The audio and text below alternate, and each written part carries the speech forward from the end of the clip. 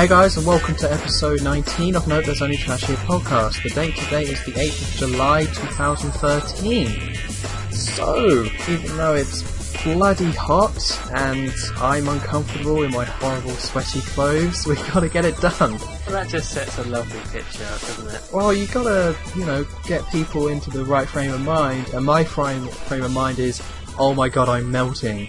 So they just need to be aware of that. Because it's pretty brutal right now, but I won't complain too much because it's a gaming podcast. So what I will bring up to start with is that I got myself a PS3 within the last week or so. Ooh. Oh, well, I actually bought it last Monday, but of course we recorded the podcast on Sunday, but today is actually Monday, so yeah, I've now had it for a week. Because part of the reason why I got it, I mean, you can probably guess the reason why I brought a PS3. Last of Us. Maybe The Last of Us, maybe I was swayed because it looked really good and I wanted it. So yeah, I got it mostly for The Last of Us, but also because I'm going Camp Sony when it comes November. I'm jumping ship. So I kind of want to, get with Sony before then to be in the right frame of mind or whatever. I mean, it doesn't really make sense, but, I thought I'll go Sony a bit early. And I have to say, I'm pretty impressed with the PS3. I really like it. It doesn't have to make sense. You just do whatever you want. I just spend my money recklessly whenever I want. But I'm pretty impressed by the thing because, of course, I didn't get one. I wasn't put off by the thing. It was just the 360 was cheaper, and I liked the exclusive that was on the thing. And I wasn't a big fan of the PS3 controller. Those were the big reasons. But now at the end of this generation, it seems like, well, I might as well just get one anyway. Because the PS3 has a ton of great games, and it really mostly was a price issue. So I got a used one. I got it for £100. It was a 60 gig, so I can play PS2 games. That's really nice. And I'm so jealous of you for that. I know, it's awesome. It's just so good. I just have all this stack of games in my house that just became relevant again. It's kind of awesome. But I really like it. I have to say, I really like the online and everything like that, and it makes the PS3 online and network, I think, makes the 360 one look a bit archaic and just kind of a bit backwards and silly, if you know what I mean. Like the PS3 online and interface and all that and dashboard, it's slick, it's nice looking, it's all that kind of stuff. And then I go back to my 360 and it's just blocky and childish, and it has the big pop-ups and it makes a noise whenever it does something, and it's just really intrusive. So I have to say, even though I stuck with the Xbox is supposed to be, Xbox Live is 10 times better than PSN, that's why you pay for it, I don't see that. I just don't see that at all with my PS3. Really? I don't really like the PS3 layout in terms of like menus and stuff and the whole thing. Oh, no. I don't really like it. I'm not a big fan of it. What, just because it's all... Well, because it's not a proper menu, or the way it loads? It just seems kind of... Well, maybe it's because I just like childish things and bright colours. Maybe that's why I like the Xbox one, but it just seems very plain and boring to me. Well, I kind of like, the nice backgrounds, and you can pick your backgrounds, but I think the 360 one at the moment is worse. Like, I see the 360 one with those horrible Windows 8 squares, and it's just like, ugh. And it doesn't help that as you're scrolling along, sometimes an advert will just start playing at you, and noise will just start coming out of your TV for no reason. It's just, I just don't like Microsoft at the moment. And you're very anti-Xbox. I am. It's just moving to PS3. I'm now looking back on the 360 and how long I had it and thinking, wow, I had to put up with a lot of bollocks with that console. Like, there's just so much nonsense. Like, I went to a mate's house the other day to play, like, a 360 there, and I brought, I put my profile on my USB stick, so I had it, I plugged it in, logged in online, and then there was this, I had to go through this process of adding extra security to my account and things like that. I had to type in my password multiple times. There was always these, again, with the dashboard, it comes up with that horrible box which half loads and then it kind of fully comes up, and then there's a load of legal stuff on the right side, and you just have to press OK and hope it all works out. So I just had to go through, it was 5 minutes of going through all this menus and the security stuff just to try and get it working. And then with the PS3, I managed to set up my account, set up PS Plus, get all my games working, and it's just hassle-free. There was just no hassle to it. Then I go back to the 360, and it's just one big headache trying to do anything on the thing. What games did you get for it, by the way? Well, I got The Last of Us, which I really liked. I'm not going to review it because it seems pointless. It's a really great game. Play it. You don't need to. The internet doesn't need to cover The Last of Us anymore. But I don't think it's a masterpiece. But I've really liked it. Like, I haven't been addicted to a game in a long while like that. I brought it Monday lunchtime and I beat it on the Tuesday. Oh, wow. And I think it's like, 12 to 15 hour game, something like that. Yeah, so it must be, yeah. I just did it in sessions. I just sat down and just played The Last of Us, and I didn't want to put down the controller, and I was just really enjoying the game. I thought the stealth was good, the graphics was great. I think the story is really good, but it's not. I don't think it's the biggest feature of the game. I don't think it is. People like on the case, it's like an emotional story, and I don't really think it is. It's a really good story, but I don't think it's not to the same degree as like The Walking Dead was. You know, it was a good story, just not an amazing one. So, so you finished the game. That's all good, yeah. Got it all done. So can we just have a little spoiler alert bit then for the ending? Because I wanted to bring that up. Okay, so, go ahead. We're talking about the ending. There you go. That's enough of a spoiler. Covered. What did you think about the ending? Because a lot of people say they would have liked a choice. I don't. I think people are just too. A choice would have been nice, but I don't think a choice is necessary. I think people think it is, like they with Mass Effect and The Walking Dead. They're like, oh, we have to have some sort of choice, or to do the good thing or the bad thing. But really, it doesn't add anything to the game unless you, like The Walking Dead and Mass Effect, do it throughout the whole game. Like, you have to go all in with the choices or not at all. So I think it would have just been a pointless option at the end there to choose, because I'm assuming the choice would be, you know, does Joel lie or not? No, well, I was going to do the choice being, do you save Ellie at all? Oh, so do you either say, screw it, I'm going to let her go, or... Yeah. Because this is what my opinion the ending is. I don't like the ending, but it's a good ending. So I don't like it, but that's because just the choices that are in it. I can understand why it is a good ending, though. Well, do you So do you just dislike it because of what it implies Joel is as a character? Yeah, well, if I had a choice, I probably would have let Ellie die, to be honest. Oh wow, you're just terrible. That's just, as I was playing that mission where you're fighting through the hospital, I was thinking, I don't want to do this. I don't want to shoot all these guys. And that poor surgeon, he just had it coming for him, didn't he? That was great, that moment, because I went in the room, I was like, oh god, do I have to make a choice to kill him or not? Then I was like, oh, I do have to kill him. And then I just turned off that morale switch in my head, you know? Like, you know when you're playing a game and you're like into it, but then you have a moment and you just step back? Yeah. So I just stepped back, got the flamethrower out, and burned into a crisp.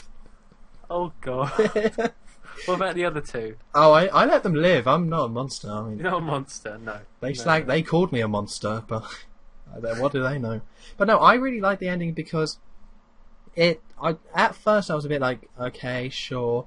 But then it kind of, when you think about it, it's like, okay, so everything Joel did throughout the game and all his motivations, he wasn't the good guy. He wasn't this amazing hero, but he was kind of this weird, selfish kind of guy. And it was in character, because throughout the whole game, it's like survival, you gotta be all about yourself. And then, of course, he let Ellie into his life as a replacement to his daughter, and then suddenly she became part of, you know, him and his life. And then he had the same attitude towards him and Ellie together as he did before she was around. Hence why he was being so selfish and how he could lie and make that decision. So at the time I thought that was pretty cool, or that was okay, but the more I think about it, the more I kind of like it. And I think it did kind of work in... Well, it doesn't make Joe a likeable guy, but you can kind of see why he did it, and it does make sense in the grand scheme of things. Well, yeah, that's the thing. At the end I was like, oh, this is unhealthy. It's creeped me out, because right at the end where he's talking about, and he's saying to Ellie, Sarah, me and Sarah used to go on walks like these. You would have liked them, or she would have liked you. Blah blah blah. I was like, this is really creepy now. I don't like this. Well, I think that means they did a good job. That's what they were going for. Probably, yeah. There was something a bit it was a nice relationship, but it came from such a horrible place that it was a creepy relationship. It is so creepy because it's like, well, is she Ellie or is she now just Sarah, basically? Who knows? Well, it was still, I really liked it, and I think if you can have like a discussion like this and it made you feel some emotion, then it definitely did something right. Yeah. And that's, more than a lot of games, but yeah, also with the PlayStation, the PS Plus, that's really good. That's a really good service right there. Is it? Yeah, I brought it, and I brought a 90 days, because I was like, right, let's buy the 90 days and see. And then there was the instant game collection and discounts and stuff. So I got discounts on old PS1 games. So now I have Crash Bandicoot, Rayman, and the original free Spyro games, which I got at a discount. And then also I have Battlefield 3 and Uncharted 3 for free. I didn't have to pay for them. Of course I bought PlayStation Plus, but clearly having Uncharted 3 and Battlefield 3 in the discount, I clearly made my 12 quid back quite easily. And then I keep those games if I keep it going. So, and also they update it all the time with new games. So if you take a step back, it's really good value. Like, it's just such good value. It's really awesome. You say, so if you stop paying for PlayStation Plus, would you not get those games anymore? Yeah, I think they disable the games once your thing runs out. But if you keep it going, then you keep them as long as you keep your, subscription going. Okay. So I haven't tried Uncharted 3 yet because it's a stupidly big download. But I did play Battlefield 3, and even though I didn't really enjoy revisiting that game, it was still really cool that they offered it, and I think it's kind of a really good service. And the idea of the instant game collection is great. Because also there's other games. There's Demon's Souls, Catherine, there was 2 PS Vita ones. There's a ton of games on there. So if you look at it, I think there was they announced there was 63 titles in the last year. So in theory you could have paid I think 35 quid for the year and got 60 or over 60 games for free. When you put it like that, it does sound pretty good. Of course it does come down to which games you like and which games you don't, but if you're someone who's just willing to try whatever, and if it's good, then it's good, and they are games that have got good reviews, then it's a really great service. So I'm looking forward to getting Uncharted 3 when that downloads. But I also brought Uncharted 2 today, so I get to play that first, and it's pretty exciting stuff. What about Uncharted 1? Well, I only had enough money for one, so the second one's going to be better, so that's the one I got. So what do you say now after this little revelation over PS Plus? Are you sad about the amount of time you spent with the Xbox now?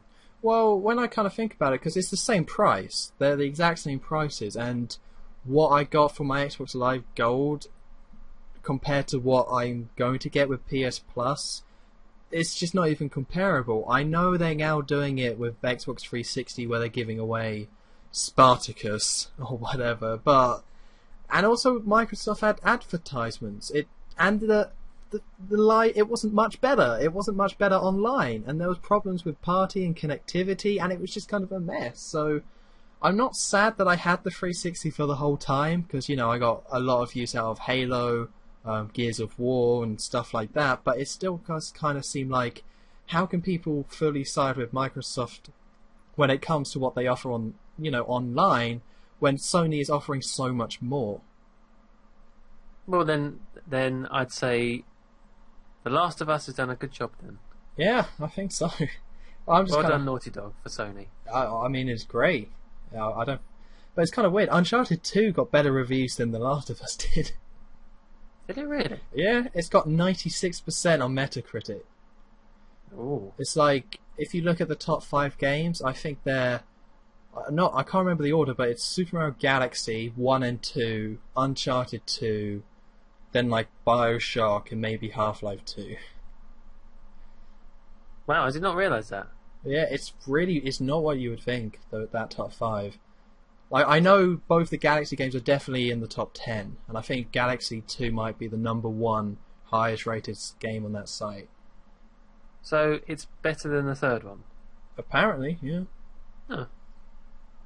Well, there we go. Well, didn't they, when they were Naughty Dog, didn't they have two kind of sections of the company, and one was doing Uncharted and one was doing Last of Us? Yeah. When they finished Uncharted 2, they split development right down the middle, so Uncharted 3 could be made, but they could also go to the next IP, which I'm assuming The Last of Us would have been next gen, if the next gen was like a year or two earlier, but then I guess they just wanted to make it, so now we have it as a end of PS3 era exclusive, and it's one of the better ones, apparently. It's a good thing to end on, isn't it? Yeah. Definitely. Although they're kind of ending on Beyond Two Souls, and then apparently they're not even ending there, and they're still going to... I don't know, but at the end of the day, I'm happy with the PS3. I'm kind of all in with the Sony thing. The only thing I would say I don't like about the PS3 is that everything takes up a huge amount of space on the thing, and with installs and things like that, and the controller is not great. Like, the controller is good for normal games, but if you try and play a first-person shooter on that thing, it's terrible. It's too loose. But apparently the PS3 controllers are a lot better from what I've read online, so now I'm all set and ready to jump on the PS4 when that comes out and leave Microsoft behind. Oh, isn't that beautiful? One last question. Go How on. loud is it? It's pretty loud. Is it pretty loud? It's not consistently loud. It's, more like a laptop, when you're doing a lot of stuff, it kind of revs up, but it does kind of quiet down at times as well. Okay.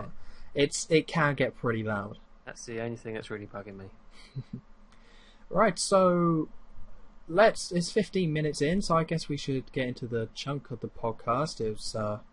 Although really there's not that much gaming news going on, so I want to talk about the PS3. I'm excited about it. I should be playing Uncharted 2 right now. Right now? Stop. Well, I can't do that. Don't tempt me, but...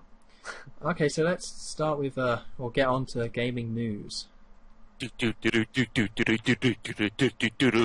news. Right, so the first thing we're going to talk about is Microsoft and their reputation system that they've been talking about. Pretty much for the Xbox One, they're setting up a brand new reputation system. Because if you remember, there was some sort of thing like that on the 360 with 5 stars and things like that. You can rate people, you could say they were good to play with or bad to play with and avoid people. But that system kind of got ignored later in the life and just became kind of pointless. So they're setting up a whole new one, and they're going to push it once again, but this time it sounds like it's going to be more dynamic. Now, they haven't given any specifics about this, but apparently if you're an arsehole, if you cheat, if you're loud or whatever, then you're going to get paired with people like that. So if you're someone who just wants to play the game and is just, isn't abused or trying to verbally or abuse anyone or anything like that, then you're going to get put with people similar to that. It's very similar to the system that was on Halo Reach. Although with Halo Reach you got to pick who you got to go with, and this one is just an overall kind of system. And also your reputation is once again going to be with your gamer tag. So when people look at your gamer tag, and you're going to see your picture, the name, and then they're going to see what sort of gamer you are with the reputation. Now, of course, they do that already with the 360, but instead of the 5 stars, it'll be like loudmouth or racist. So if you don't want to play with racist, then Microsoft has set this all up. Now, this all sounds well and good, but I think it's going to be the same case as the 360. Like, they're going to introduce this system. At first it's going to be relevant, and then it's just going to fade away. So I like kind of the idea of doing this, but yeah, I think once again it's just going to be pointless, and people are just going to forget like they did with the 360 one. Yeah, when I was listening to you say that, that's all I was really thinking is this actually going to work? Is it going to keep being... looked after, like making sure it's working and matching up right? I could, worst possible scenario is, like you say, they put all the loudmouths together. What if, I accidentally get put with a whole bunch of them? That'd be awful. Well, I know what you're like, Joe. You're always mouthing off on that. I do get quite angry. Stop throwing controllers, cursing. Oh, I'm one of them. I can't lie. But it does seem like, it would have to be the same sort of system, because it can only be based off reports. Because you can't have, voice recognition pick up when you're shouting and screaming and things like that, and saying horrible stuff, and so it's just, it seems like I guess I'm glad they're going for it again. Although personally, I'm not really bothered. Whenever I play Call of Duty or Halo or whatever, yeah, those people kind of exist and are on there, but I don't honestly encounter them that much. Like, you only encounter them if you have your headset on and you kind of engage in it. You have to take that step to engage in the madness. But if not, you just turn down your TV and pretend like it's not happening. Yeah, and if they're cheating, that's like a whole other matter. That wouldn't even be done with that, really. Yeah, I definitely want cheating and hacking to stop, because Modern Warfare 2 got ruined by hackers. You know, they've done a good job with free and stopped preventing that, but yeah, that's what Modern Warfare 2 was ruined completely by that sort of thing. So I want that sort of thing to stop, but I don't think this system is going to be it. It's just going to be a nice idea, and it's just going to fade away, and that'll be the end of that. But it would be quite depressing if you did get a really bad tag, because then what? There's nothing you can do. I don't know what you can do about it. No, I think it's a good thing. You should feel ashamed. No, but I mean, I'm saying, what if they made the mistake, though? Oh. Or what, say you were like, I don't know. Say if you were framed. Yeah, framed by someone Xbox. else. Yeah, you let your, like, racist nan go on. Oh, not her again. Yeah, she always wants to play the new Halo, but she just can't control her mouth. And then, yeah, if you let someone else play, and then your whole account is messed up. Because also, that account could be the exact same account you've had for 8 years. Because if you go back to Xbox, I think you could have had an account from like Halo 2, so from 2004. So you could buy an Xbox One, you've had that account for 9 years, you let someone else go on, they're a bit gobby, or you just kind of get a bit stressed, and then suddenly, now your account is completely tainted by this. So that's scary, isn't it? Yeah, it's just like, it doesn't matter how much gamer score you have, everyone's going to hate you and avoid you and block you. So it'd be interesting to see how they go about it. I suppose it's a good thing that they're at least trying to do something, though. It's a good sign that they can see it's an issue and they want to try and fix it. Yeah, I like the idea. As long as it's kind of like automatic, you know. Like, I like the idea of matchmaking being like automatic to that kind of way. It's why Halo Reach works. You just set it to, I don't want people who are going to be chatty or loud, and then it just automatically all did it for you. And that did work, did it? Yeah, it did work pretty well. But once again, I didn't really notice loud people in general on Xbox Live. It was a case of, if you play Hardcore Seek and Destroy on Modern Warfare 3, then you're going to run into those guys. But if you just play Team Deathmatch, then it never happens. So it doesn't really matter. And also with Skype, like, if the whole system's going to be based on Skype, then surely that sort of thing shouldn't happen anyway, because you would have to add them on Skype, right? Is that how it's going to work? Well, they have Skype integrated into it, and Microsoft are good chums with Skype, so I'd assume that instead chums. I like that word. It's coming back. People are going to be saying it.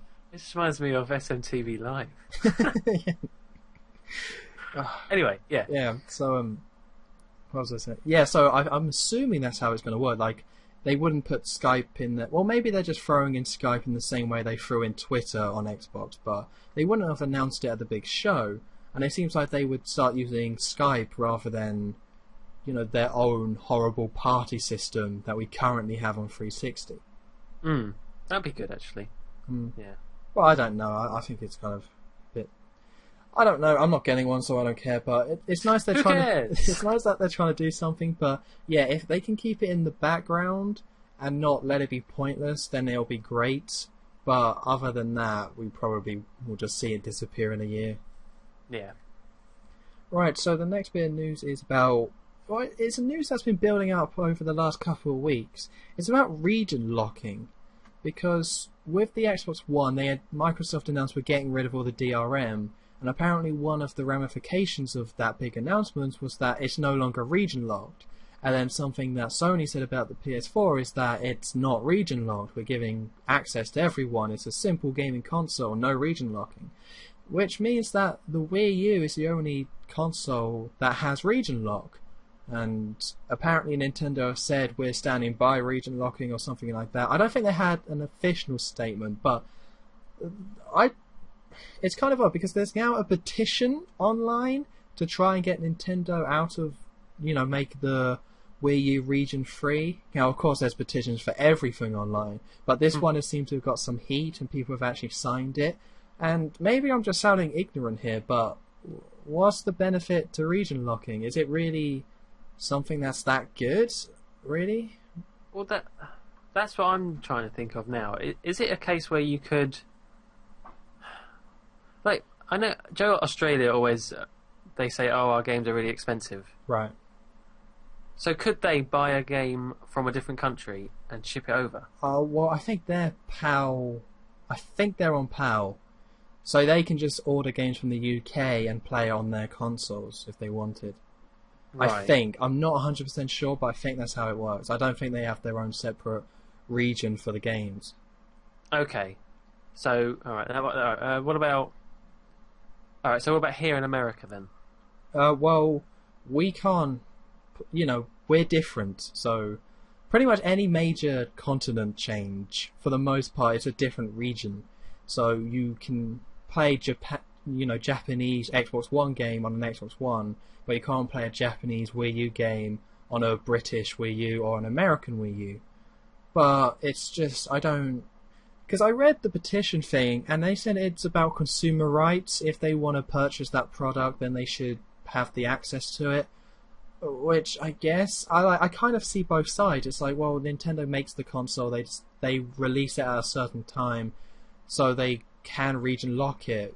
But I guess maybe if there was like one Japanese game I was dying to play and it wasn't coming over here, I would really be upset about this. But I think at the end of the day, it's not really a big deal. No, it's not. If it was just that one game, then Nintendo's going to change their whole policy on games for that. No, and just because Xbox and PlayStation have done it, are they good? If they jumped off a cliff, would Nintendo follow them? Oh, good point. No. If, one of them added this DRM thing on it, did the rest do it? No. No, opposite. When Microsoft did the equivalent of jumping off a cliff, no one else followed. Oh. Well, they jumped back true. Up. They had a They did a little bit. I don't know what went on there, but no. So I don't think this is a really big deal. It's just kind of needed to be brought up because this is something that's going on at the moment, and I don't kind of get the big deal. But if it is about consumer rights, then that's cool. But then Nintendo or companies can make their things region locked, and it doesn't affect me as a consumer. So in my kind of probably ignorant opinion, who cares? Let's just move on. It doesn't matter. I like that opinion. Yeah. Who cares? Whatever. It's fine. I'm getting too old for this kind of stuff. Yeah, Who cares? It's just getting on. Just give me the Mario and I'll play it. It's fine. Give me the damn game. Yeah, I'll just slap in. I don't want to translate Japanese to play a game 2 months early. It's just a hassle. So so that's all I have on that. It just need to be brought up. So the final bit of news is about Zombi U. Now, Zombi U was one of the big launch titles for the Wii U, although you wouldn't know that because I don't think anyone's talking about that game anymore. But Ubisoft announced that Zombi U was not profitable. They did not make their money back, and because of that, then they're not going to make a sequel. Now, of course, most people would assume they wouldn't make a sequel anyway, but about 2 months ago, Ubisoft, or people working there, announced that they were playing with prototypes. They were trying different ideas for the sequel, and they were getting ready to kind of make it, or for it to get greenlit.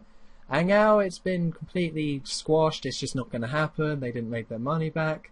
And also, they also kind of announced or hinted at, I think they pretty much said that this was part of the reason why Rayman Legends isn't an exclusive anymore, because they're too afraid of it not selling at all on the Wii U when it was an exclusive. Now, I have no problem with that line of thinking. That's completely fine. I understand that. But why didn't they say this earlier? Like, when they announced they were going to delay Rayman Legends and port it to other consoles, why didn't they say, oh, by the way, here are the sale figures to Zombi U. They're an embarrassment. No one cares about our Wii U exclusives. We're going to port it over.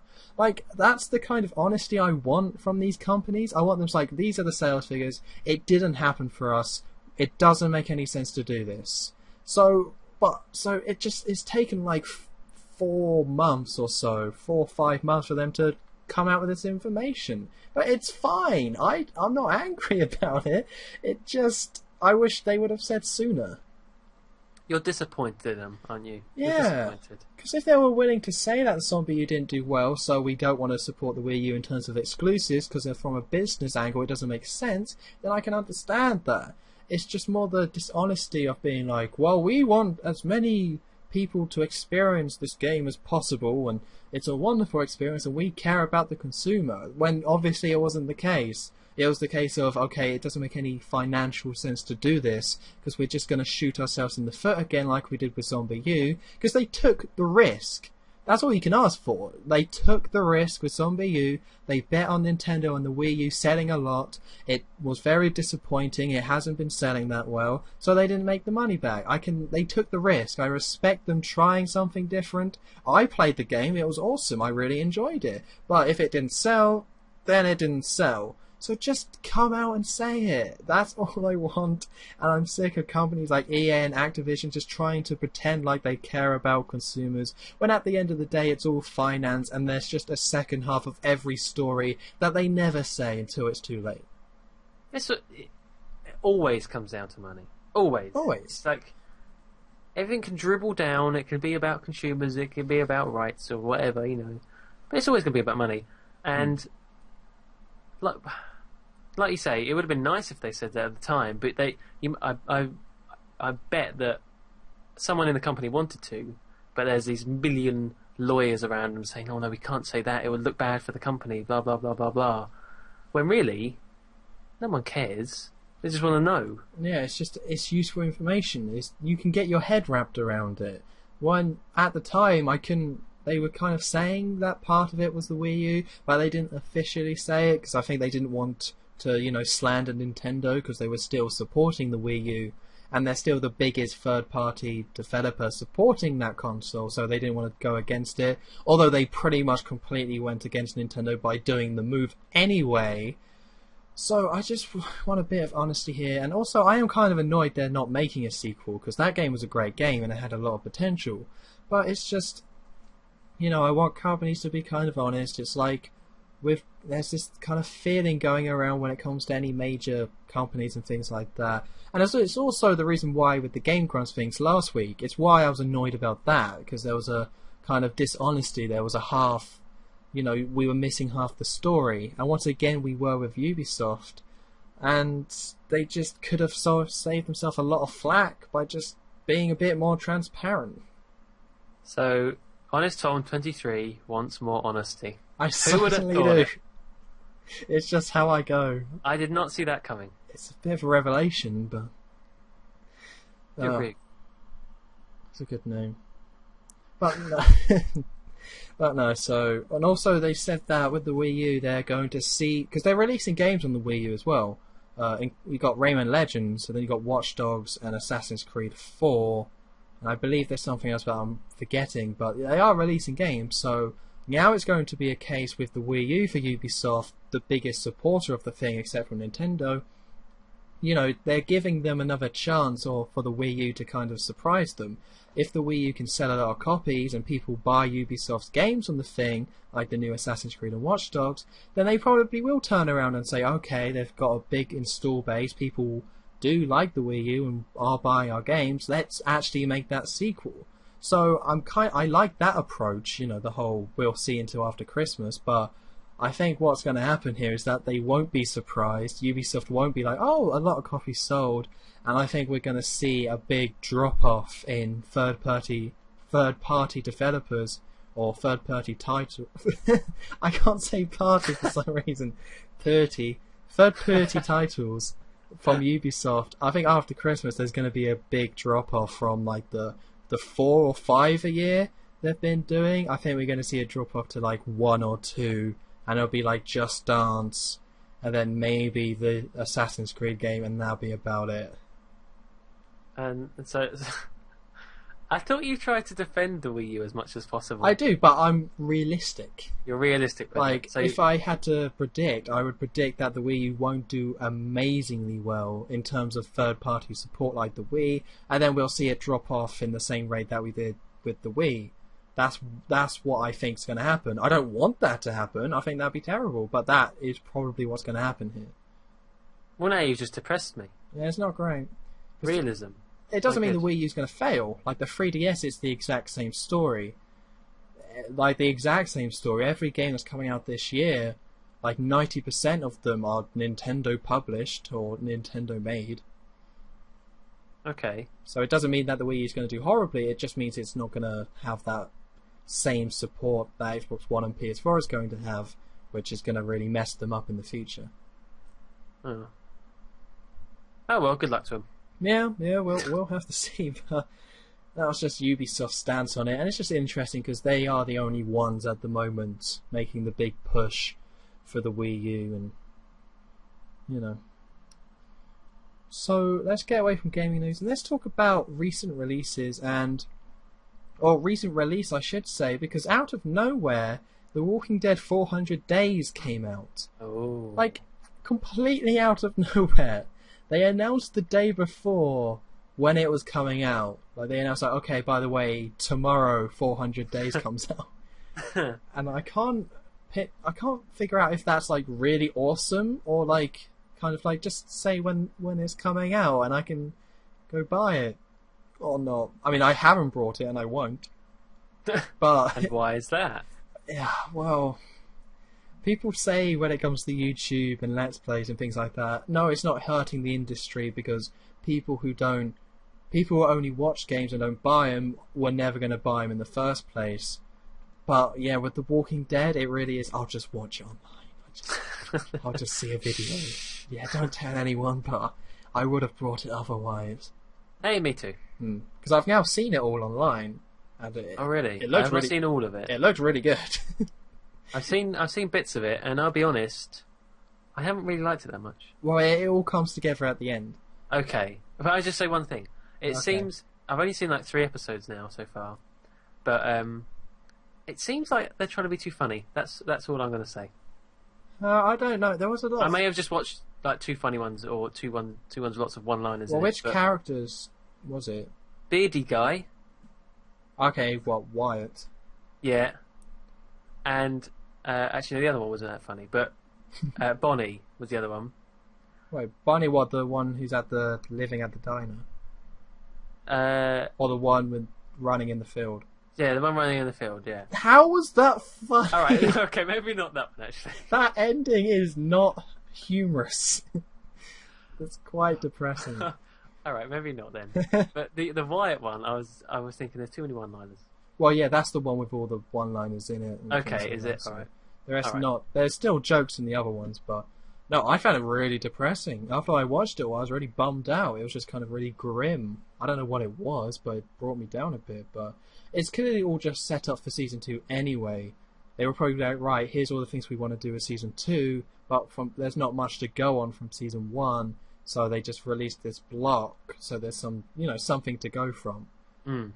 But so, and also, I was kind of annoyed because I might have brought it as well, but this isn't a good stepping on point for the series still. Like, you would think, okay, a lot of people played season 1, not everyone, but a lot of people did, so we want people to jump onto the series for season 2 and to get into it, so 400 days, but it's not. You have to have played through the first episode, and it seems like you have to just... There's no point playing it on any other console or anything like that, and you miss out from so much stuff from not playing the other episodes, that it's just... I thought I would buy it as, like, to get into it so I could actually buy and play Season 2, but I don't think it is...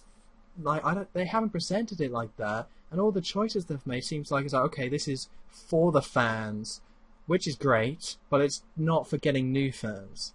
Do you think it's just for people to tide people over until the second one's done? Pretty much, which is a shame, because I would have liked to have got into the series and really got sucked in, and I technically could have done, but I only have episode 1 on the 360, and I don't want to use my... I'm trying to make my PS3 the main console, so I would have to buy episode 1 on the PS3, and it's just, it's like, come on. It's like, everyone's kind of locked into whatever console they played the game on, because of all these choices and things like that, but... I guess because it's all carried over, isn't it? Yeah, I guess it's just the consequence and just the downside to all the awesome stuff they can do with the choices, but it does kind of exclude people who haven't properly played it, like myself, from jumping into the series, and I think that's kind of a shame. Well, how long is it till the next proper season of it? Well, any day they could probably turn around and be like, hey, season 2 tomorrow. Ooh, here it is. All of it. I believe it's the end of this year. Although with season 1, it was like 2 months in between each episode, I want to say. A month, 2 months. So Yeah. I don't think it'll be finished this year, but it'll definitely start this year. Okay. But also I read that apparently with season 1, they had so much trouble with Microsoft. Because Telltale wasn't massive at the time, they had a lot of trouble like with the schedule. Because, of course, it's the episodes, and they released them at a certain date and a certain... Yeah, and to keep it going as like a season. Yeah. But apparently, for Microsoft and the Xbox, they can do that. Like, it was too expensive. So, they released episode 1, and they had to become a publisher of their own stuff. Because before, they just let other people publish it. So they became a publisher of their own stuff to get some sort of status so they could actually put games up on Xbox Live. And then all the other episodes after episode 1 was DLC, so they didn't have to go through all the loopholes and pay all the money to, release the games as it went. So they had to do it all as DLC. Oh, man. And they didn't have to do that on PC, because, it's PC. And they didn't have to do that on PS3. They just put up the game when they wanted to put it up. Well, that sucks. It just sounds stupid. I mean, any other company might have just... Well, I don't think it would have because of money. But, see, always money. But I suppose Microsoft's quite fortunate that Telltale's stuck in there, really. They could have just said, screw it, we have a good game here, we'll just put it on PS3 and PC and, let people enjoy it that way. Yeah. But it's just kind of a side note thing, but it's just kind of ridiculous. Like, again, it's another anti-Microsoft thing, but there's something about the Xbox Live and the arcade that they have a really outdated, horrible system, and they seem to kind of refuse to change it. Because there's other stories about this as well. Like with Fez. Did you ever play Fez? No. Well, pretty much they released a patch for it, because, they always patch their games. But the patch, it wasn't right. It fixed a load of things, but it also corrupts some save files. And the update is only coming like this fall, or they've only just started making a proper patch for it, because it costs too much money to patch it again. Because they paid to have the game on the Surface, then they had to pay to patch it. So, because they're a small independent company, they couldn't afford to pay Microsoft to release another patch on Xbox Live. So now for like a year, the game has been patched, and the save files have just they just don't work properly. That's so mean. It just is so stupid. So now they've finally saved up enough money to patch the game. So now there is a patch coming, but it's taken them a year to get it done, because they're indie, they can't afford it. I think they need some overhaul in the bureaucracy of Microsoft. They just have to. Like, it's obvious the PS4 is the place to go for the indie games. Like, easily.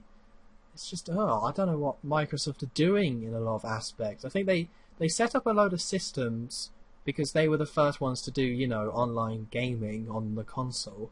So they set up the Xbox Live, they set up all their kind of standard stuff, and now it just seems like they're just trying to play catch up, and they refuse to budge on a lot of these things, and they're just going to suffer for it in the end. Don't worry though, they've got Minecraft. Oh, Minecraft! What, is that some sort of new game coming on Xbox One? No, it's their best indie game they have, apparently. Well, it'll make them a ton of money, but they're only hurting other indie developers. Exactly. In a year's time, everyone might be talking about some other game, and they just won't put it on Xbox One because it's going to cost a stupid amount to do. Yep. Right, anyway, so the other game coming out, I'm sure there's others, but I can be bothered to look it up, I'll be honest. So I've got one. Oh, go on. Mine's Cube World. Have you heard about that? No, I haven't. It's been in development by this one guy, and I think his wife helped as well. But it's a bit random. But I think his wife helped. But yeah, it's been in development for about 2 or 3 years now, and basically it's a voxel-based RPG dungeon voxel? Voxel-based. It's like the car? blocks. Oh. The Joe Minecraft. Yeah. It's basically like that. It's all made out of blocks and Is that chunks called and cubes. voxel? Yeah. Well, that's a car. Is it? Is it a big square, the car? No, the Vauxhall Astra. Vauxhall Corsa. Oh, no, Voxel. Oh. Yeah. Okay. I've never heard the word. That's all crazy. Yeah. So that's come out this week, and people have been waiting for this game for about 2 or 3 years now. It's very much like Minecraft. So people who Right. play Minecraft have kind of moving towards it because it's like that, but it has quests and it has dungeons and it has bosses. It has everything that Minecraft should have had, but Notch was too lazy to implement. Yeah, but I do think Minecraft not having those aspects is why it was unique and, why people latched onto it. I don't know. A lot of people asked for that stuff right at the beginning when and it was never done. So I think it's what people want, or a lot of people anyway. I mean, it absolutely crashed the website. No one could buy it for hours when it was released. It's still in. It's not properly released. It's like alpha, but they've released it as an alpha. But yeah, that looks to be quite good actually. Good. Yeah, sounds pretty cool. Because the question is, can anything topple Minecraft at this point? Eventually it'll fade away, but will there be something that overtakes it? Yeah, that's the thing. I don't know. I hope so, kind of. I wouldn't like to think Minecraft is just like the be all end all. I think it is. It is. I'd like to think someone could make something better than that. Because there's such a large community that you can do whatever, and I don't know. I'm not in that world, but it does seem like there's these other games that people play, but I think they all kind of seem to be fads, and Minecraft is the only fad in the indie game world that's actually stuck in the last 4 years. Yeah. Well, put it this way, I think this game has the closest chance to being what Minecraft is. Okay. Maybe, obviously not as massive, I don't think, but I think it has the closest chance. Do you think maybe it'll be like a Facebook Twitter situation? Whereas, maybe. Whereas like there was Facebook and everyone loved it, and then Twitter came along and they just both exist and are both really popular. Yeah, I'd like to think that would happen. Yeah, we'll see. That'd be nice. Alright, so let's go on to the topic of the podcast. It's not the most exciting one. It's not explosive. It's not asking the big questions. It's not breaking down any walls. It's not political or anything. I don't know. But it's... Thank God. Yeah. None of that for me. But it is... The question is, what's the best controller?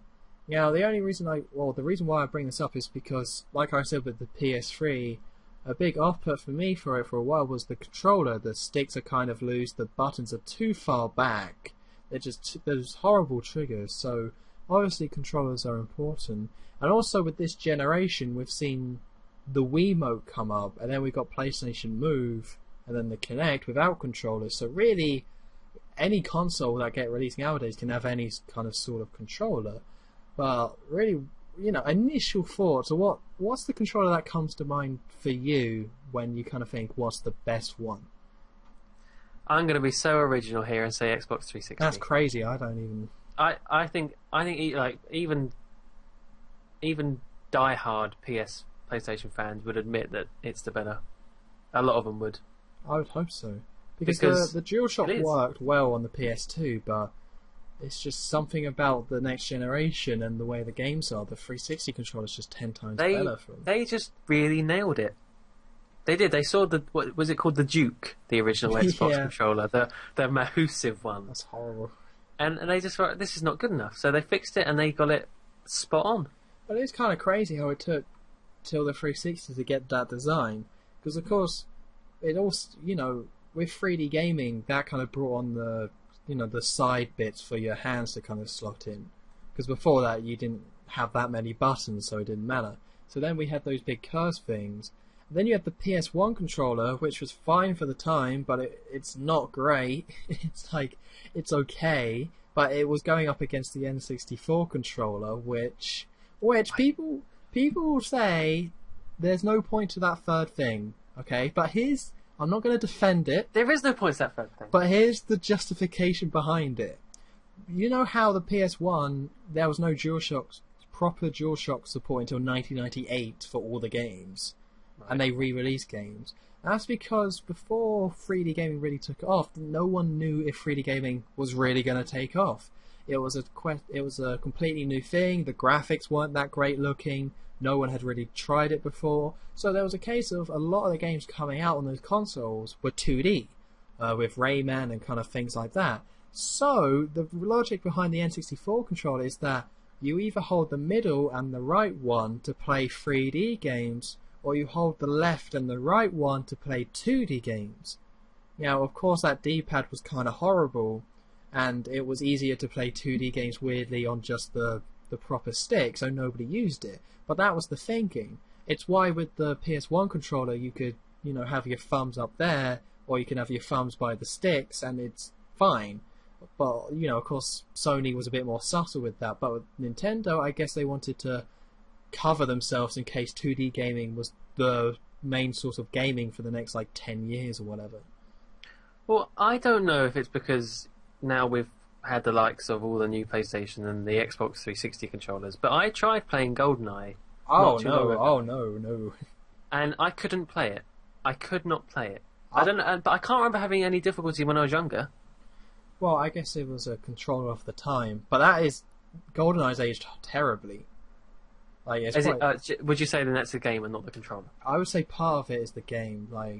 First-person shooters always age because of the controllers, and also because how slow-paced they kind of were. But yeah, it's why PC shooters don't age, because it's always keyboard and mouse, so it's fine. But console gaming couldn't figure out first-person shooters until the 360, arguably. So now, whenever you go back and play most first-person shooters, they feel so archaic and sloppy that it's just kind of a bit unplayable. Yeah, that was the case. Which is why I'm glad they remade it, although they made a completely different game, but that's kind of nothing else. But I don't know. It's I would say the 360 is great, but one controller needs an honourable mention, and it's the one that whenever you ask people, they're either just, oh, I love Sony, so DualShock for whatever reason, or I love the Xbox, so the 360 one because no one likes the original Xbox. But the GameCube controller for me is the most comfortable one. Now, I wouldn't say it's the best, mainly because, again, you can't play first-person shooters on the thing. Those big LNRs just make so much noise that when you're tapping R to shoot someone, it's just horrible. And then the little C stick means that it's quite horrible to have your thumb on the C stick the whole time. But for any other genre but first-person shooter, I really like that controller, and I think it might be my favourite, but it's either that or the 360 one. I never played a GameCube. Oh, wow. No, I don't think I've ever used a GameCube controller. That's crazy. That's really weird. I've changed my answer now, actually. Go on. Power Glove. Power Glove. Well, it's the coolest, by far. It was the coolest, wasn't it? It'll get you the most ladies. Okay. Yeah, that was technically counted. It's a controller of sorts. It's a weird one. But no, you got to try the GameCube one though, because the one thing Nintendo does is that they design, when they with the N64, they're like, right, we completely missed the mark there, so let's kind of make a controller that fits your hand, and it perfectly fits your hand. Like the L and R, they slope inwards, so your finger slips between the groove, and then it just kind of goes into your hand. It's kind of hard to explain. This is sounding very kind of almost sexy, the way you're describing this. Very erotic. My times with Superman Sunshine were not an innocent one. Well, that's the thing, actually. You saying about you should go play it. I do want to... That's the game I want to play, is Super Mario Sunshine, because I never did. Really? What, on the GameCube? Would you say that's the one you want to go maybe, back to? well, I'm playing Luigi's Mansion 2 at the moment on 3DS. Great game. So I wouldn't mind playing the first one as well. The second one's better, but the first game is great. Yeah. It's a great game. And they must be really cheap to pick up now. Oh, yeah, GameCubes, yeah. Yeah. Well, you could buy a Wii for 20 quid and play GameCube games on that. Oh, God! I've got Wii. I forgot about that. There you go. There you go, then. You need a controller and memory card, but... Oh, but I've got a controller for the Wii, like one of the, No, you have to have a GameCube controller. Do I have to have a GameCube Yeah, one? the classic controllers only work for the virtual console. Oh, okay. But I would suggest trying it out, because it is really comfortable. A big thing, or a big plus for the GameCube controller and how people like it is that Super Smash Bros. Brawl offers a ton of different game modes. People use the GameCube controller. Mario Kart Wii, it has a really great motion control thing, surprisingly. You can just play it with the Wiimote and Nunchuck, which are comfortable and work. And the Classic Controller and Classic Controller Pro, people just use the GameCube controller. And Sonic Colors, people just use the GameCube controller because it's better. It's just really good and just really nice to hold, and it does kind of hold up well, again, as long as you're not playing first-person shooters. So, should we, in this question about the best controller, Sure. should we include the Kinect and the PS Move? No. No? No. Not at all. Because then, with the Kinect, you would have to give first place to yourself because you are the controller, apparently. You are the controller. Like, I'm the best controller, I guess.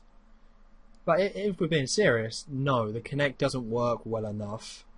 Like, because it's not, you want to be controlling a game and have as high comfort levels as possible. That's the point in the controller, that you can control it flawlessly and you're comfortable at the same time. No one's comfortable standing up, like, flailing and doing all that weird chest stuff. And I've never tried a PlayStation Move, but I can't imagine they're that great either. No, that's all it is flailing, isn't it? Yeah, that's about it.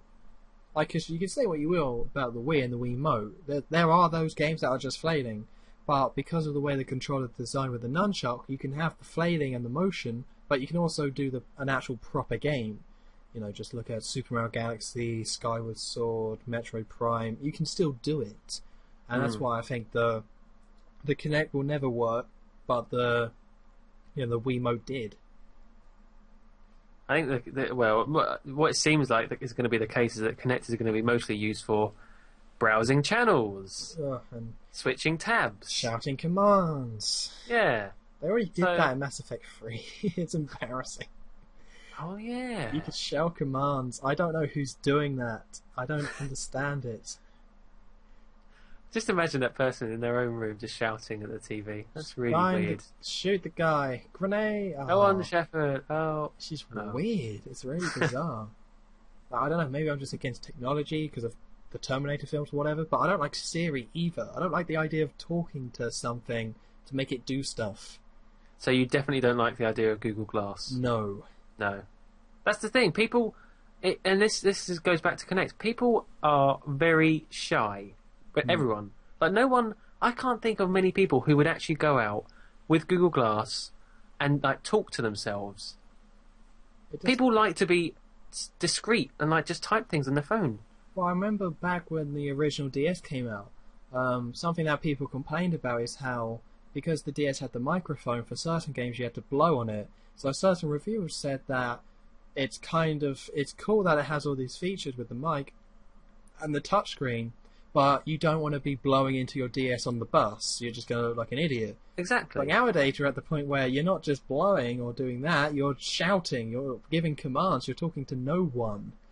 And I guess the idea is that it will be like talking on your phone, where you're like, oh yeah, I know what the guy's doing, that makes sense. But I just can't see it at the moment. Maybe in 10 years' time that's where we'll be, but I bloody hope not, because it's weird. Until everyone starts doing it, people are just going to laugh and be freaked out by the individual people doing it. Yeah. Basically. And like, that's... look at that freak over there, what's he doing? And for the first 2 years they'll just get robbed. Like someone will just take them. It's like, they're mine. Yeah. That's an You clearly have expensive technology there. Yeah, you're going to have to like tie it to your head so people can't just rip it off when you're, playing Peggle 2 or whatever. Whatever you do on those things. So voice enabled Peggle 2. Oh, voice enabled. Left, right. Oh, that sounds like the worst thing. I'll try it. Yeah, for 2 seconds, then I'll throw in the bin and not even get a refund. Just get rid of it. Get it out of my life. But yeah, I think Xbox 360. I think Xbox, like it seems weird that they didn't nail that design beforehand. Because it was the case of the Xbox controller came about because, the original one was just kind of a big block because they didn't know what they were doing.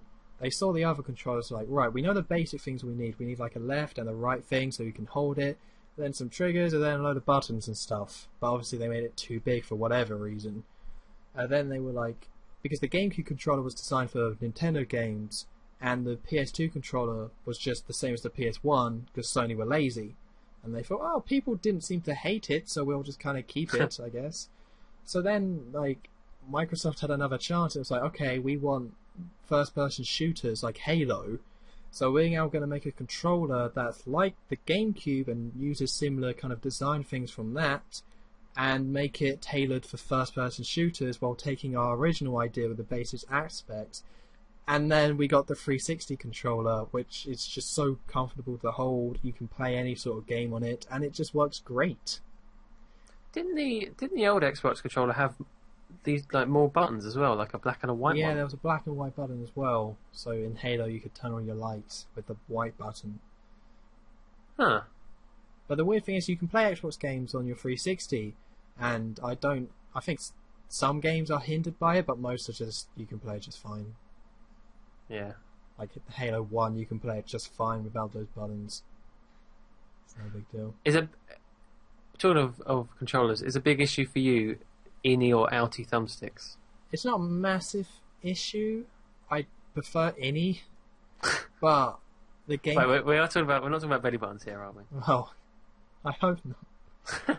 It's not really relevant, but yeah. So I prefer innie, but again, it just depends. Like the GameCube one is outie. I would prefer it to go inwards because it makes more sense from like a, putting your thumb in it. But it does seem to be more a case of what material they use for the sticks and all that kind of stuff and how they feel. Like the PS3 ones, it's just kind of a not great material and it's really loose, so the sticks are not great. But the 360 one is a bit tighter and your thumb goes into it, so it's better.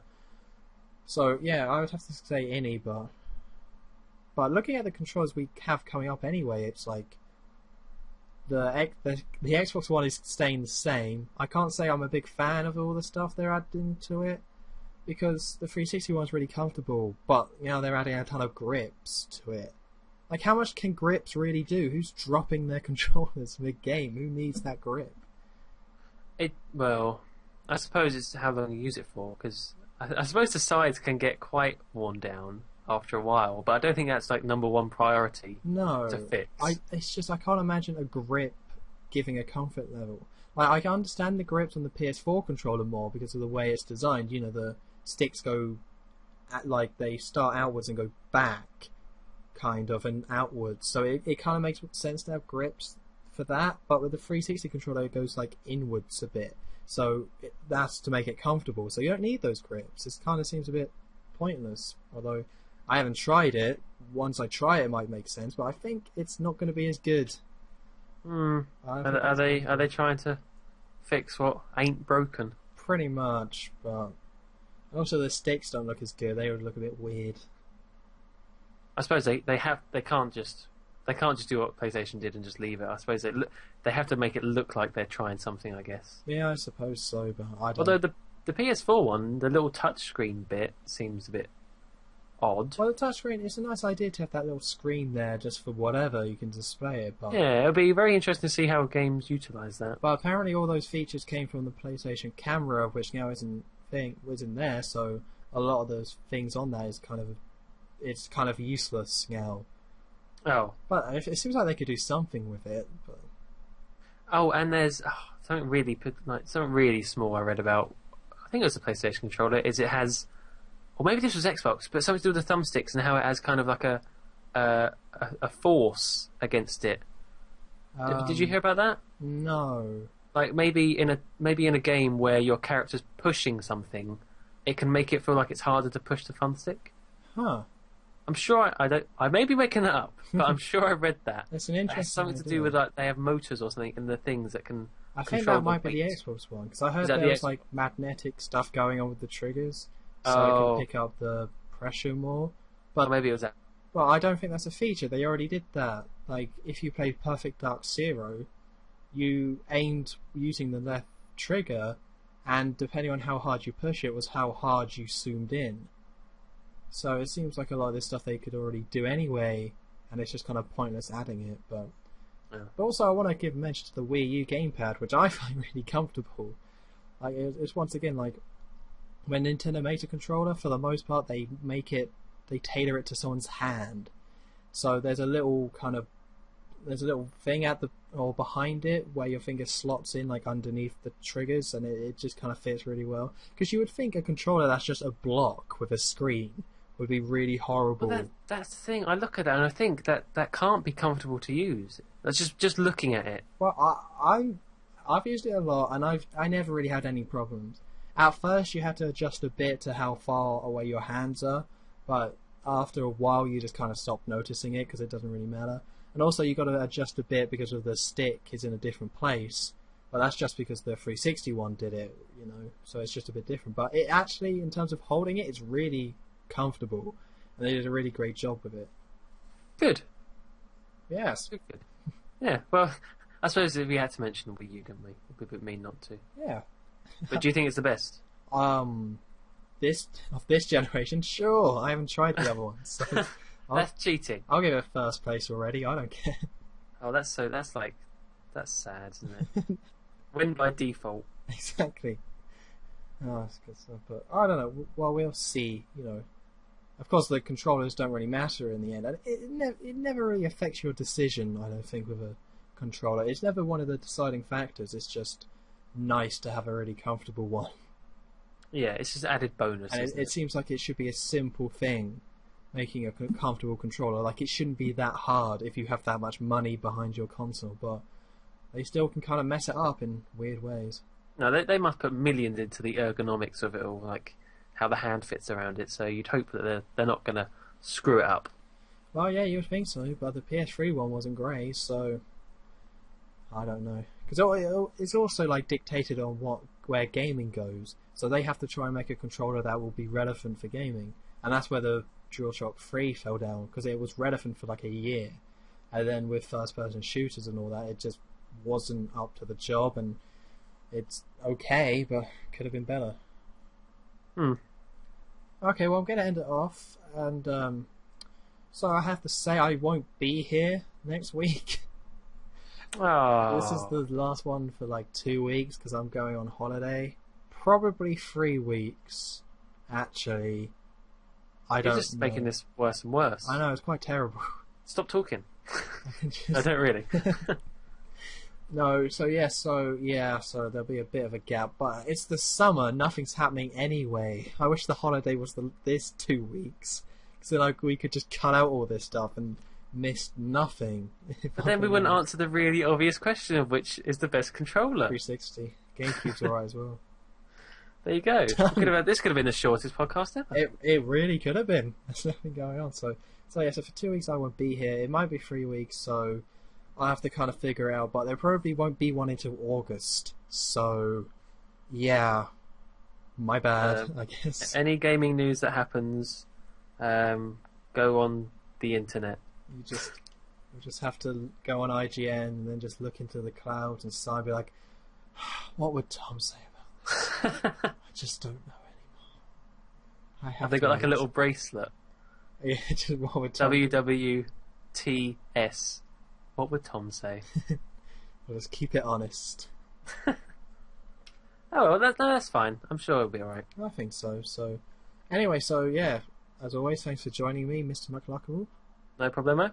And I will be talking to you and seeing the audience in 2-3 weeks' time then. Yep. So, see you guys later. See you later.